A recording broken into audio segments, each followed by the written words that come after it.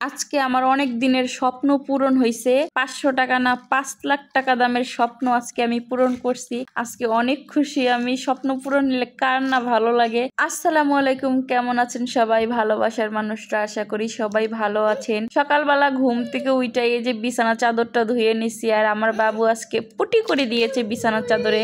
তাই ঘুম থেকে উঠাই প্রথম কাজ থাকে কাপড় চোপড় কাচা। এখন যেহেতু মেঘলা মেঘলা দিন, যখন তখন বৃষ্টি চলে আসে, তাই চেষ্টা করি তাড়াতাড়ি কাপড় কাইচা বাহিরের রোদ থেকে শুকাইতে। কিন্তু কাপড় লাড়তে না লাড়তে এই যে বৃষ্টি চলে আসে, আবার সেই কাপড় চোপড় আনা লাগলো ভিজা ভিজা, কি বলবো। তাই আমিও একটু ভিজা নিলাম। আমিও বাচ্চা হয়ে গেছি বৃষ্টি দেখে, কিন্তু আজকে আমার বাবু তো বৃষ্টির থেকে নামে নাই। আমি মনে করছি আমি বৃষ্টিতে গোসল করলে আমার বাবুও নাইমা যাবে।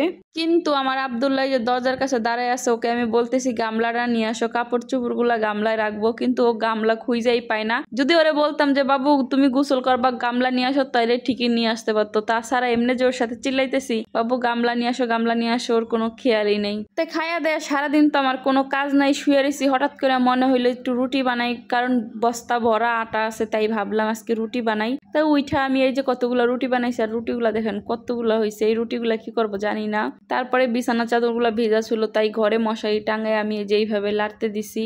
কাপড় চোপড় তো শুকান লাগবে। তাই সারাদিন মা ছেলে একা একাই থাকি। রাত 10টার দিকে যে আব্দুল্লাহর আব্বু আসছে মতো আমাদের জন্য খাবার নিয়ে আইছে। এখানে নিয়ে আইছিল টিকা আর একটা চিকেনের লেগ পিস। তো চিকেনের লেগ পিস আমি খাই নাই, বাবু আর বাবুর আব্বু খাইছে, আমি খালি টিকা খাইয়া নিছি। তারপরের দিন সকালবেলা ঘুম থেকে উঠে যে বিছানা গুছাইতেছে, আর একটা মজার কাহিনী দেখেন, আমার ছেলে আমাকে যে বিছানা গুছানোর জন্য সাহায্য করে। আসলে সন্তান থাকা যে কতটা উপকার বাবা মার কাছে একমাত্র বাবা মারাই জানে। এই যে আমি যে কোনো কাজ করলে এখন আমার বাবু দেখা যায় হাতে হাতে আমার অনেক কাজ করে দিতে চেষ্টা করে। এই যে ছোট বালিশটা যে বিছানায় নিয়ে রাখছে, এটাই অনেক কিছু। আমি তো অবাক হয়ে গেছি। মাশাল্লাহ মাশাল্লাহ। সবাই দোয়া করবেন আমার আব্দুল্লাহর জন্য। আমার আব্দুল্লাহ যেন সবসময় ভালো থাকে, সুস্থ থাকে, আল্লাহর কাছে এই একটাই চাওয়া। তা আসি আমার স্বপ্ন পূরণের জায়গায়। আমি সকালবেলা ঘুম থেকে উঠে বাজারে গেছি বিছানা টিছানা গুছায়া। আমার অনেক দিন ধরে ইচ্ছা এরকম একটা গ্লাসের সেট আমার ঘরে থাকবে, কিন্তু আমি অনেকবার দোকান থেকে ফিরে আইছি। আমার একটা জিনিস কিনতে গেলে দেখা যায় 1-2বার দোকান থেকে না ফিরে আসলে আমার জিনিস কিনাই হয় না, কারণ আমার মনে হয় দোকানদার আমার কাছে বেশি দাম চাই, এর জন্য কিনে আনি না। কিন্তু আজকে একমত নিয়েই গেছি, যত দামি চাক না কেন আমি গ্লাস নিয়ে আসবই। তাই সাথে একটা চামিজও আমার পছন্দ হয়ে গেছে, চামিজও নিয়ে আসি। আর গ্লাসগুলো দেখেন কত সুন্দর, আমার তো খুবই ভালো লাগছে। দাম কিন্তু বেশি নেয় নাই, 400-500 টাকার জিনিস কিন্তু আমার কাছে 4-5 লাখ টাকার মতো।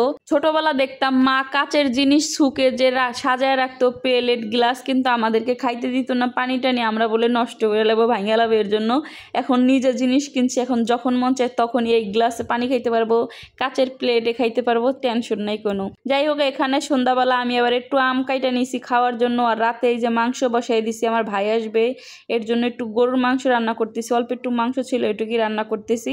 এ দিয়ে আমার ভাইকে খাওয়াবো। এগুলো আবার কোরবানিতে রাইখা দিছি। একটু মাংস বাড়িওয়ালারা দিছিল সেখান থেকে রাইখা দিছি, যেন আমার ভাই আসলে রান্না করে খাওয়াইতে পারি। তো আজকে এই যে রান্না করে নিলাম, আপনাদের সাথে এই ভিডিওটা শেয়ার করা হয় নাই, তাই আজকে শেয়ার করে নিলাম। আর গাইজ, আমার কিন্তু গরুর মাংস খাইতে খুবই ভালো লাগে, আমার খুবই ফেভারিট গরুর মাংস। তা আজকের রান্নাটা অনেক মজা ছিল, আমার হাতের গরুর মাংস অনেক বেশি মজা হয়। তো আজকের ভিডিও এই পর্যন্তই। সবাই ভালো থাকবেন, আর ভিডিওটা যদি ভালো লাগে অবশ্যই একটা লাইক কমেন্ট করে পাশে থাকবেন।